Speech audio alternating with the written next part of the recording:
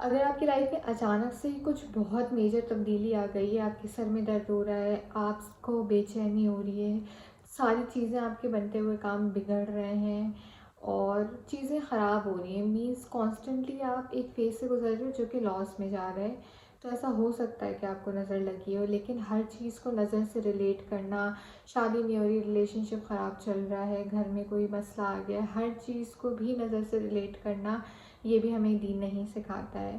تو اگر آپ کو لگ رہا ہے کہ آپ کو نظر لگ گئی ہے اور کیا سننا کے طریقے ہیں، تو یہ ویڈیو آپ کے لیے ہے۔ سب سے پہلی بات تو اس بات کو سمجھیں کہ نظر حق ہے، اللہ کے نبی نے ہمیں بتایا ہے کہ نظر حق ہے، اینڈ ہمیں ہر بری نظر سے جو ہے وہ بچنا چاہیے، لیکن اس کا مطلب قطعی طور پہ نہیں ہے کہ آپ اپنی ہر پریشانی کو نظر سے ریلیٹ کریں۔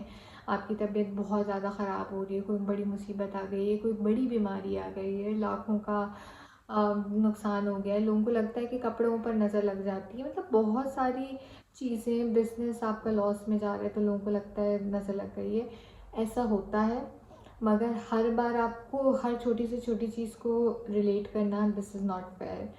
اللہ کے نبی کیسے نظر سے بچا کرتے تھے؟ ان کے جب آخری کے دن تھے تب ان پہ جادو بھی کیا گیا تھا، تب ان پہ نظر بھی لگی تھی، مگر وہ کیا کرتے تھے، وہ اپنے آپ کو پروٹیکٹ کرتے تھے المعطیات سے، وچ از دا ٹو پروٹیکٹر، یعنی کہ اللہ سبحانہ تعالیٰ نے 2 سورت نازل کی ہیں پروٹیکشن کی، وچ از سورہ فلق اینڈ سورہ ناس۔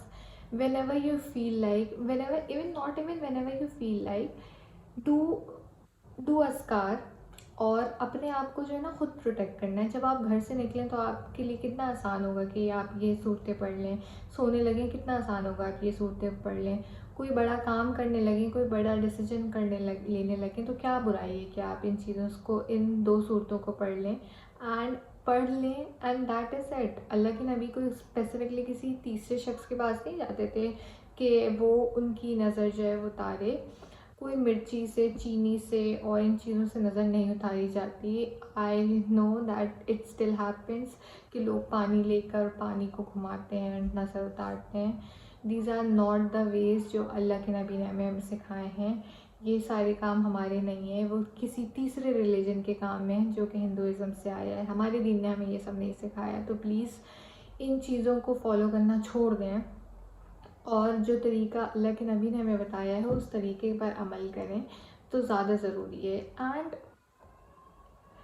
یہ تو 2 اسپیسیفک آیات ہیں جو الگ نازل کرائی تھی، لیکن اللہ کے نبی پروٹیکشن کے لیے کیا کیا کرتے تھے؟ وہ صبح اور شام کے اذکار کرتے تھے۔ صبح اور شام کے اذکار میں like I can say it is a life changing, because 3 سال پہلے تک تو مجھے بھی نہیں پتا تھا اذکار کیا ہوتا ہے، مجھے پتہ ہی نہیں تھا۔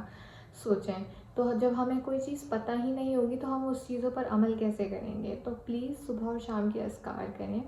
صبح اور شام کے اذکار میں وہ ساری مسنون دعائیں ہیں جو اللہ کے نبی پڑھا کرتے تھے، and there are multiple of apps جن میں کمپلیٹلی صبح اور شام کے اذکار موجود ہیں۔ If you would ask me, میں یہاں پہ پن کر دوں گی کامنٹ میں، تو پلیز کامنٹ کر کے ضرور پوچھ لیجیے گا۔ مگر وہ ساری مسنون دعائیں ہیں، موسٹلی لائک 17 یا 18 دعائیں ہیں، وہ کانسٹنٹلی اللہ کے نبی پڑھا کرتے تھے تاکہ ان کو صبح پڑھتے تھے تاکہ صبح سے شام تک پروٹیکشن ملے، اور شام میں پڑھتے تھے تاکہ شام سے اگلی رات تک، اگلی صبح تک ان کو پروٹیکشن ملے۔ جب اللہ کے نبی پروٹیکشن مانگ رہے ہیں and he knew that there are multiple things out there, صرف مخلوقیات میں اللہ نے ہم انسانوں کو نہیں بنایا، اور پتہ نہیں کتنی مخلوق اللہ سبحانہ تعالیٰ نے بنائی ہے، ان سے بھی ہمیں بچنا چاہیے، رائٹ؟ تو بہت ضروری ہے کہ پلیز اپنی پروٹیکشن خود کریں۔ اینڈ میں ہاتھ جوڑتی ہوں یار، کیا ضرورت ہے آپ کو اپنی بلیسنگس ہر کسی کو دکھانے میں؟ ایک تو نظر ہوتی ہے کہ یار جان بوجھ کے لوگ دوسروں سے حسد کرتے ہیں، مگر کبھی کبھی نظر نہ چاہتے ہوئے بھی لگ جاتی ہے، آپ کی بہن کی، اپنی بھائی کی، آپ کی اپنی، بیکاز آپ ان چیزوں کو جو ہے نا تھوڑا سا فار گرانٹیڈ لیتے ہیں، آپ کو لگتا ہے کہ یار ہاں دکھائی تو رہے ہیں، دوسروں کے ساتھ شیئر تو کریں، لیکن دوسرا کس نیت کے ساتھ آپ کی اس بلیسنگ کو دیکھ رہے ہیں آپ نہیں جانتے۔ تو پلیز اپنی بلیسنگس کو تب تک شیئر نہ کریں جب تک وہ چیزیں ہو نہ جائیں، اور اگر آپ کسی کی بلیسنگس دیکھ رہے ہیں نا تو خدا کا واسطہ माशाल्लाह बोल दिया करें, खुदा का वास्ता सामने वाले के लिए बरकत की दुआ किया करें। अनफॉर्चुनेटली हमारी सोसाइटी में मसला ये है कि हम किसी को देख तो लें तो हाँ वो तो 2 नंबर तरीके से कमाया होगा, हाँ ऐसे किया होगा वैसे किया होगा। आप किसी की मेहनत को आप पहली बात तो रायगा ना जाने दें, बिकॉज़ यार किसी को कुछ मिल रहा है तो वो अल्लाह सुब्हानहू व तआला की तरफ से मिल रहा है, आपका या मेरा किया हुआ कुछ नहीं है। उस शख्स की मेहनत है, लेकिन देना अल्लाह की ज़ात नहीं है। तो आप सबसे पहले तो अल्लाह की ज़ात को ही डायरेक्टली पॉइंट आउट कर लें कि नहीं ये तो नहीं कर सकते।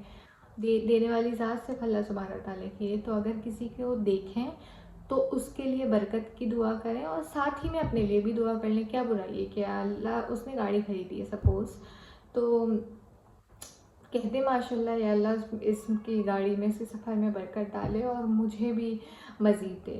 मतलब कितनी कितनी कितनी छोटी चीज़ है, लेकिन उसका वज़न जो है ना आप और मैं इमेजिन भी नहीं कर सकते वो कितना ज़्यादा होगा। एंड नज़र के लिए स्पेसिफ़िकली इस्लामिक वे है रुकिया का। अच्छा, रुकिया स्पेसिफ़िकली रुकिया में बहुत सारी मसनून दुआएं होती हैं और कुरानी आयत मौजूद होती हैं।